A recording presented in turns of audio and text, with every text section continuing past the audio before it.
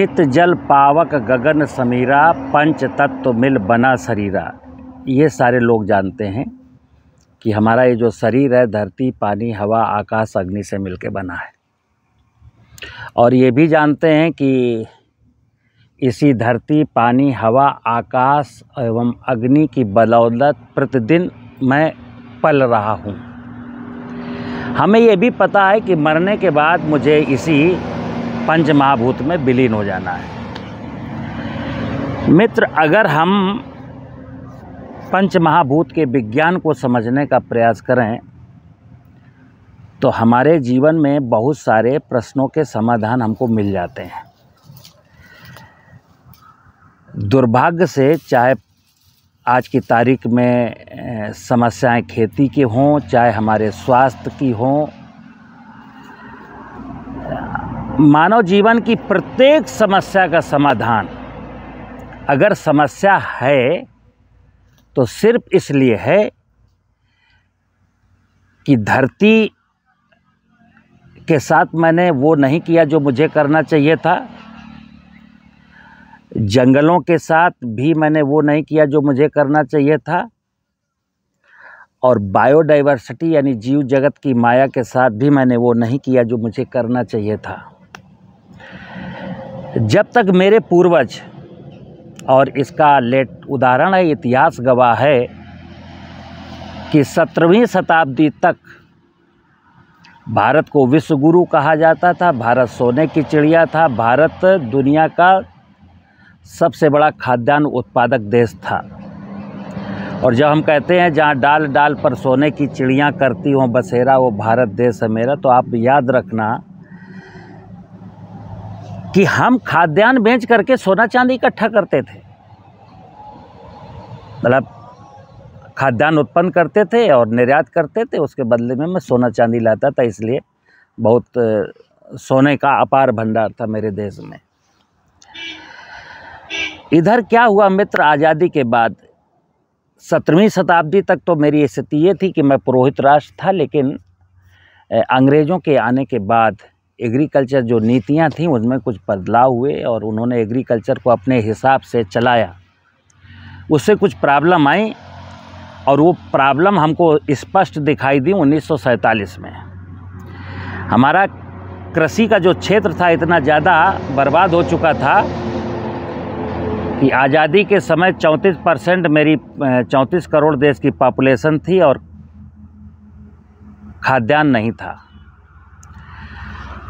1960 के बाद जब हरित क्रांति प्रारंभ हुई और हमने खाद्यान्न का उत्पादन बढ़ाया तो भूमि का दोहन किया, पानी का दोहन किया, बायोडाइवर्सिटी का दोहन किया, यानी केमिकल फर्टिलाइजर आए, ट्रैक्टर आए, पेस्टिसाइड आए, बोरिंग हुई, पानी निकाला और सब ऐसे ऐसे करके मैं खाद्यान्न उत्पादन में आत्मनिर्भर हो गया 1990 में।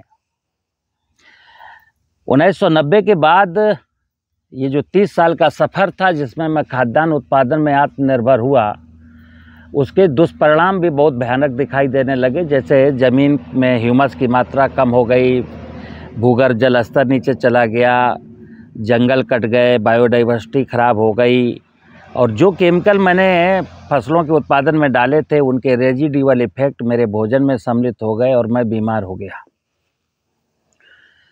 आज मनुष्य को अपने स्वास्थ्य की चिंता है, फसलों के स्वास्थ्य की चिंता है, और देखिएगा जैसे कहते हैं कि कस्तूरी कुंडल बसे मृग ढूंढे बनमाई। समस्या कहीं है, मैं उसका समाधान कहीं खोजा करता हूँ।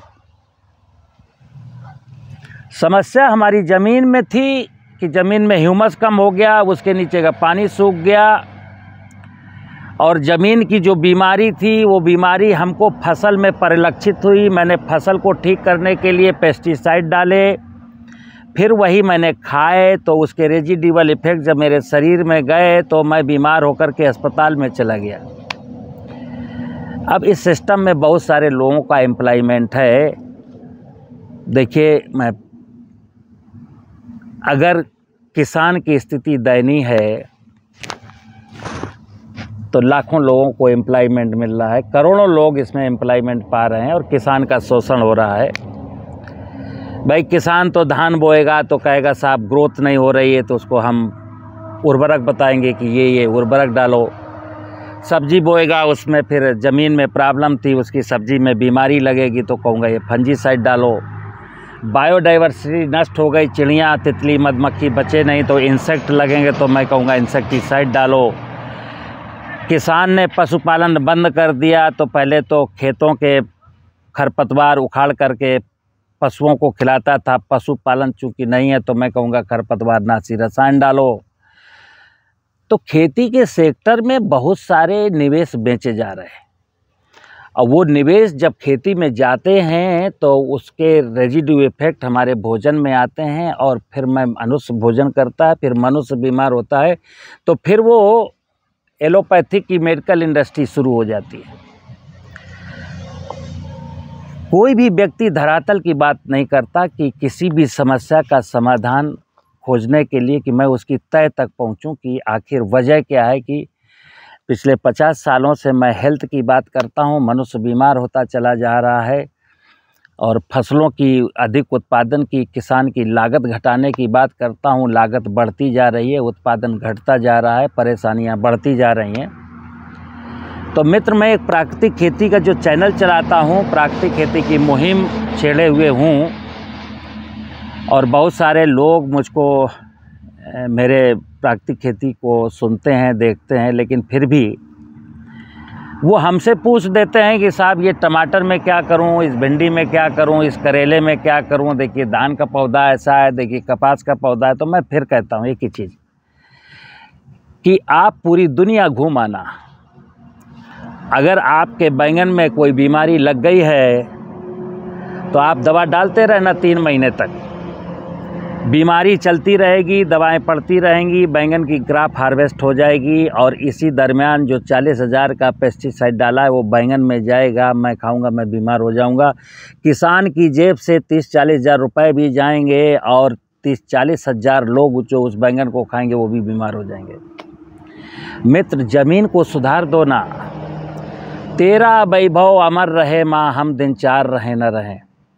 धरती माता का वैभव जिस दिन समृद्धशाली हो जाएगा, और अब मैं कई बार वीडियो में कहता हूँ कि आदि पिता शिव, सदा शिव ये धरती है, आदि शक्ति दुर्गा जिसको हम पार्वती भी कहते हैं वो पार्वती है, शिव को अर्धनारीश्वर कहा गया है। आपको कुछ भी पढ़ाया गया हो, ये जो शिव का स्वरूप है या पार्वती का जो स्वरूप है या जो अर्धनारीश्वर का स्वरूप जो कैलेंडर में आप देखते हैं, मैं उससे सहमति नहीं हूँ, मैं उससे सहमत नहीं हूँ, क्योंकि ऐसा कोई स्वरूप शिव का, पार्वती का, दुर्गा का है ही नहीं।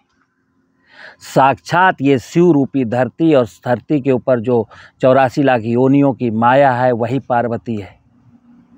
शिव की शादी में कोई आदमी था क्या? शिव की शादी में तो सांप था, बिच्छू था, नादिया था, भूत था, पिशाच था, ठीक है ना। तो मित्र, ये धरती और धरती के ऊपर की जो 84 लाख योनियों की जो माया, इसी का संरक्षण करना मनुष्य का धर्म है। और जिस मनुष्य ने ये कर्तव्य निभा लिया उस मनुष्य के जीवन में कोई दिक्कत नहीं है, क्योंकि शिव पिता उसके साथ खड़े हो जाते हैं। अगर मैं ये चीज़ नहीं समझने की कोशिश करूँगा आज, तो मेरा तो कल्याण होगा ही नहीं, मेरी आने वाली पीढ़ियों को भी इसके परिणाम भोगने पड़ेंगे। नमस्कार।